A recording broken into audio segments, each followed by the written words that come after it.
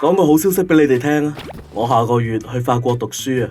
哇，你好有錢啊！去法國讀書？唔係啊，法國對非本地生差唔多係免學費嘅。其實德國都係㗎。好羨慕你啊！我都好想同外國人做同學。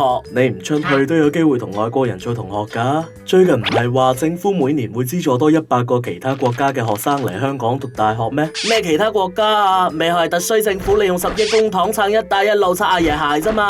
咪就係一帶一路嘅其他國家咯。你哋知唔知咩係一帶一路先？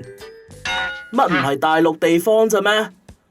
一帶一路全寫係絲綢之路經濟帶和21世紀海上絲綢之路，起點係中國，但亦包括呢啲國家同地區。呢10億可以話係資助多啲唔同國家嘅學生嚟香港讀書，同冇出去外國留學嘅學生交流，所以你哋都多咗機會同唔同國家嘅人做同學㗎。就算係其他國家，但係點解要用公帑資助佢哋？大嗱10億俾100個學生？10億係注資入獎學基金，分好多年用㗎。而家每年每個非本地生嘅資助額其實係8萬蚊。點解你知咁多嘅？施政報告同報紙都冇講㗎。我去揾獎學金資料嘅時候，喺教育局個網站度見到香港特別行政區政府獎學基金嘅資料，諗住申請唔到外國大學喺香港讀都可以申請㗎嘛。你哋都可以申請㗎。就算係資助8萬蚊都唔少啦。既然我哋都可以申請呢個獎學金，點解唔俾晒啲資源本地學生？外國人要嚟讀書，咪自己俾錢咯。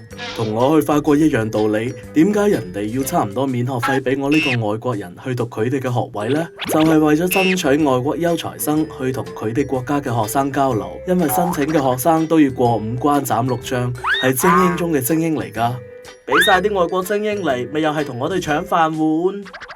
其實好多城市都有投放資源俾一啲非本地交換生去同當地學生交流，名副其實係交換學生。學友寫個網站都有講，只係德國2014年都有300幾個香港學生去咗留學，外國都出錢吸納咗我哋唔少人才，我哋只係每年吸納翻100個唔同國家嘅人才啫。香港作為一個國際城市，唔通想人才有出冇入先好咩？我嫌呢個數字少添啦。咁你去法國讀完書，仲會唔會返嚟香港？定係移民埋過去啊？真係咁易移民咩？梗係唔會啦。我打算到時識多啲當地人，留意多啲當地嘅機會，睇下可唔可以憑住我熟悉兩地嘅風土民情，發掘到一啲商機啦。你就好啦，未讀大學就已經咁多機會等緊你，我哋就前路茫茫啦，真係同人唔同命啊！機會係要自己爭取㗎。你哋都唔知我做咗幾多嘢先申請到呢個機會，邊有機會等緊我啊？去到都係要努力㗎。其實而家你哋都多咗機會擴闊國際視野啦。切，講就講得好聽，但係有多100個外國學生嚟讀書，對我都冇咩實際着數啦。佢讀佢嘅，我讀我嘅，到時佢哋留港發展，仲多咗人搶飯碗啦。其實本地同非本地生嘅背景同擅長嘅嘢唔同，真係有能力嘅話，唔會咁易俾人爭咗個飯碗去啦。